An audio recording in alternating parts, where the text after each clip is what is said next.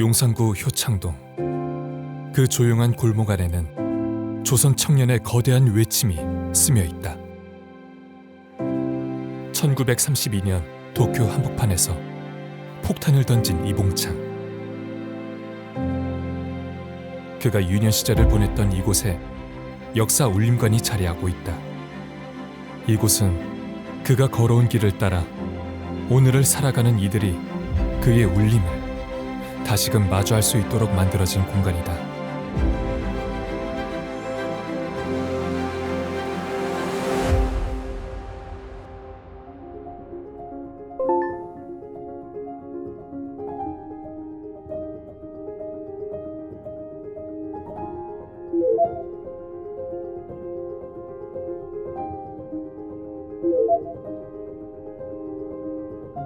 평범한 한옥처럼 조용한 이곳에 무척 특별한 이야기가 담겨 있다면서요? 그렇습니다.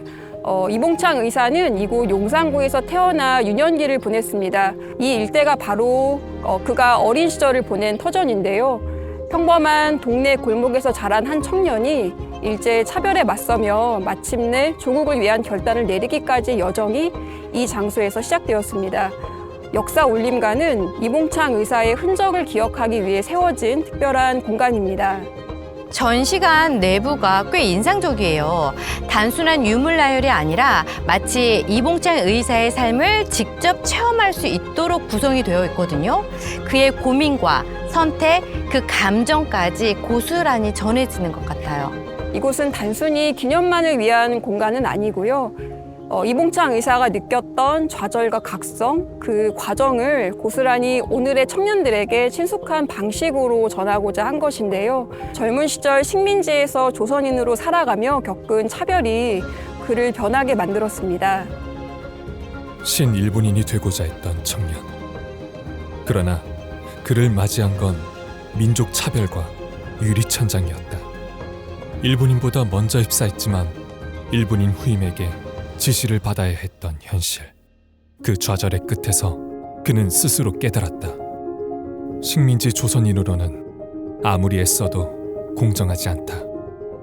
그래서 그는 폭탄을 들고 제국주의 일본의 심장부로 향했다. 도쿄 한복판, 치안을 총괄하는 경시청 앞에서 투탄 의거를 감행했다. 신념을 넘어선 행동으로 외친 절규였다. 그런데 박사님, 이봉창 의사의 의거를 생각해보면 성공하든 실패하든 죽음을 각오해야 하는 일이었잖아요. 어떻게 그렇게 무서운 결심을 할 수 있었을까요? 이봉창 의사의 진정한 위대함은 바로 그 결단에 이르기까지의 깊은 고뇌 과정에 있다고 할 수 있습니다. 그는 어느 날 갑자기 영웅이 된 사람은 아닙니다.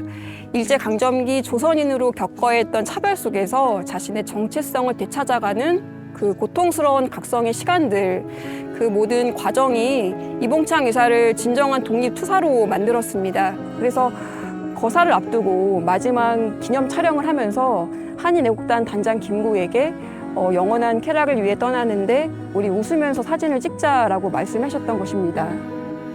죽음을 앞두고 웃을 수 있었던 사람. 그 웃음은 두려움을 극복한 인간의 의지였고 식민지 청년이 역사를 향해 던진 조용한 폭탄이었다. 이봉창 의사의 실제 집터는 현재 아파트 단지가 들어서 온 곳이라고 들었어요. 이렇게 일상적인 주거지가 된 모습을 보니까 오히려 마음이 좀 짠해지는 것 같아요. 네, 안타깝게도 이봉창 의사는 후손을 남기지 못한 채 돌아가셨습니다. 그래서 다른 독립운동가들에 비해 상대적으로 소홀한 대접을 받아왔던 것도 사실인데요. 최근에야 이런 기념관이 조성될 수 있었습니다. 그런데 역사 울림관 건립 취지를 보면 정말 감동적인 표현이 있어요.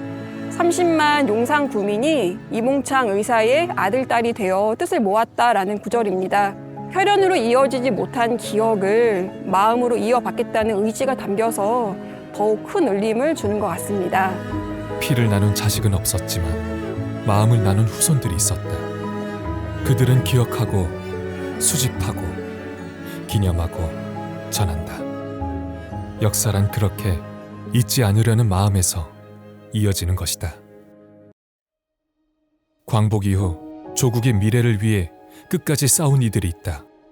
그들의 마지막 걸음은 효창동 언덕 위에서 멈추었고 그 숨결은 지금도 이 땅을 지나가는 바람 속에 머물러 있다.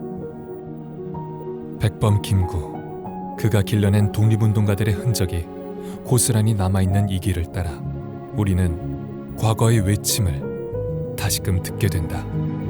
박사님, 여기는 꽤 오르막이네요. 그런데 저희 옆에 커다란 운동장이 보여요. 여기가 바로 효창 운동장이죠? 그렇습니다. 바로 대한민국 축구 역사의 상징 효창 운동장입니다. 1960년에 지어진 우리나라 최초의 국제 규격 축구장이기도 한데요. 당시 이곳에서 열린 제2회 아시안컵은 한국 축구의 위상을 아시아에 널리 알리는 계기가 되었습니다. 지금은 유소년과 생활체육 동호인들이 주로 사용하는 공간이지만 이 운동장도 독립운동과 관련된 현장이라는 점에서 중요한 의미가 있죠. 왜냐하면 이 길 위로 백범 김구와 함께했던 독립운동가들의 흔적이 이어지기 때문입니다.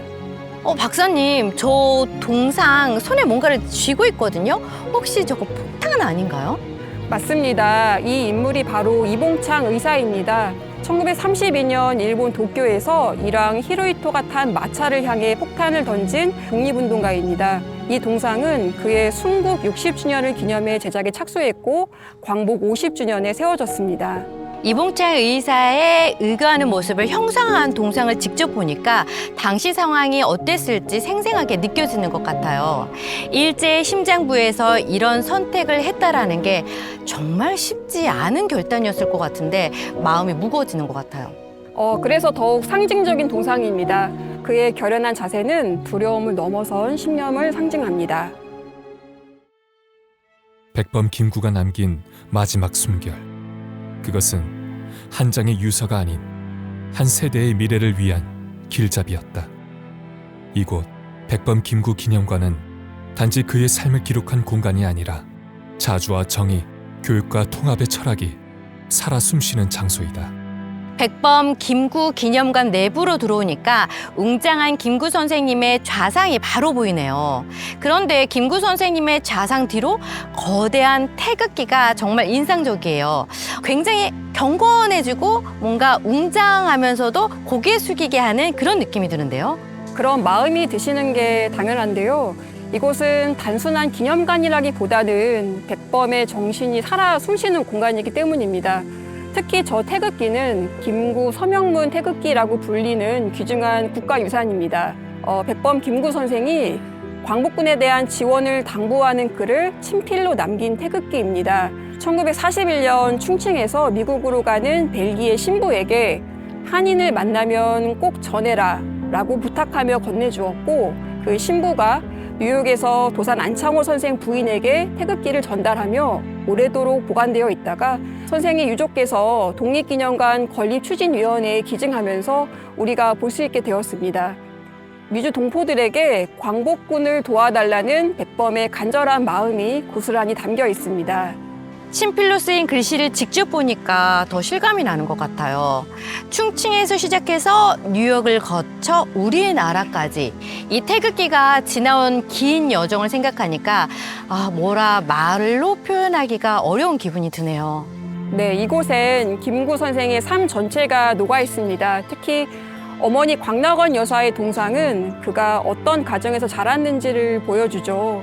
아들을 위해 평생 헌신했던 어머니의 사랑, 아마 그것이 백범 김구라고 하는 인물을 만든 원천이지 않을까 생각합니다. 저기 창문 너머로 보이는 게 혹시 백범 김구 선생님의 묘인가요? 그렇습니다. 바로 저곳 효창공원 가장 높은 자리에 백범 김구 선생이 잠들어 있습니다. 이 언덕 위의 공간은 단지 한 인물의 기록이 아니라 우리 모두의 시작점이었다. 백범 김구 선생이 남긴 말처럼 자유와 행복을 누리려거든 조국을 사랑하라. 그 말은 지금도 여전히 우리에게 묻고 있다. 우리는 과연 그의 바람대로 살아가고 있을까?